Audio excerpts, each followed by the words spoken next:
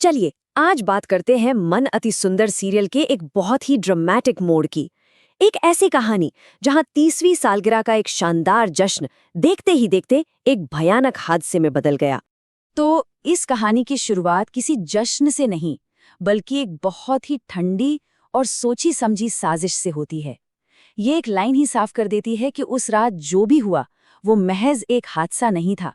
तो सीन कुछ ऐसा है कि परिवार की मुखिया रजनी और उनके पति ओमकार की 30वीं सालगिरह का बहुत बड़ा जश्न चल रहा है। घर में हर तरफ खुशी का माहौल है, सब कुछ एकदम परफेक्ट लग रहा है। इस रात को और भी खास बनाने के लिए ग्रैंड एंट्री प्लान की गई थी, एक बड़े से मैकेनिकल कमल के जरिए। लेकिन किसी को भी ये अंदाजा नहीं था कि ये रात वाकई यादगार तो बनेगी, पर बिल्कुल गलत वजहों से। और तभी कहानी की हीरोइन राध्या और उसके पति प्रथम की नज़र एक बहुत बड़ी गड़बड़ पर पड़ती है। वो देखते हैं कि जिस कमल से ग्रैंड एंट्री होनी है उसमें से तो चिंगारियां निकल रही हैं, मतलब बिजली का एक बहुत बड़ा खतरा सामने था। जैसे ही प्रथम को खतरे का एहसास होता है, वो फौरन राध्या से कहता है कि वो जाकर माँ यानी रजनी को ढूंढे और उन्हें किसी भी कीमत पर उस कमल को इस्तेमाल करने से रोके, और वो खुद टेक्नीशियन को ढूंढने के लिए निकल जाता है। और बस यहीं से भागदौड़ और नाकाम कोशिशों का एक सिलसिला शुरू हो जाता है। रजनी को वार्निंग देने की हर एक कोशिश फेल होती जाती है, जिससे टेंशन और भी ज्यादा बढ़ जाती है।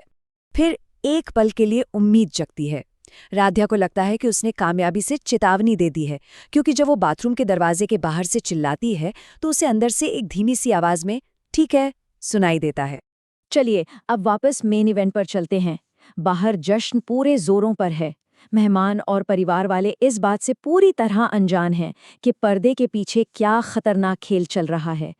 जैसे ही ग्रैंड एंट्रेंस का अनाउंसमेंट होता है, रजनी के पति ओमकार एक बहुत ही इमोशनल स्पीच देते हैं।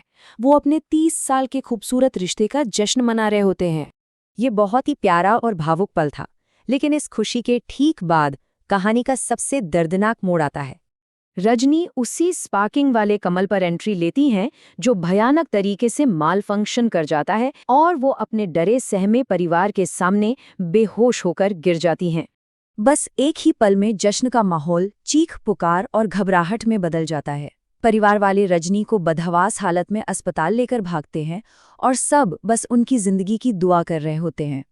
एक लंबे और दर्दनाक इंतजार के बाद डॉक्टर आखिरकार उस परेशान परिवार को वो बुरी खबर सुनाता है जिसका डर उन सबको था। डॉक्टर बताते हैं कि रजनी की जान तो बच गई है, लेकिन बिजली के उस जोरदार झटके की वजह से वो कोमा में चली गई हैं। मतलब उनका भविष्य अब क्या होगा ये कोई नहीं जानता।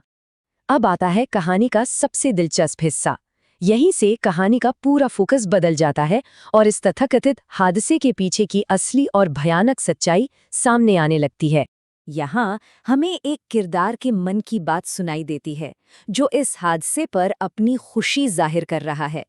इससे पता चलता है कि असली निशाना तो राध्या थी, लेकिन उसकी सबसे बड़ी सपोर्टर रजनी को चोट पहुंचाना भी साजिश का एक कामयाब हिस्सा था।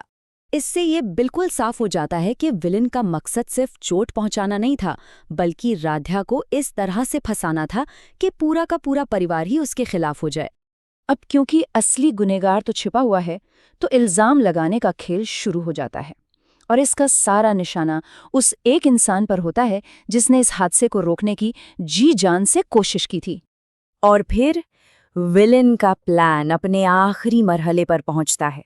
राध्या और उसके पति प्रथम के बीच एक सीधा टकराव होता है। प्रथम इस बात पर यकीन करने से ही इनकार कर देता है कि राध्या ने रजनी को चेतावनी दी थी। विलन की साजिश बिल्कुल कामयाब होती है।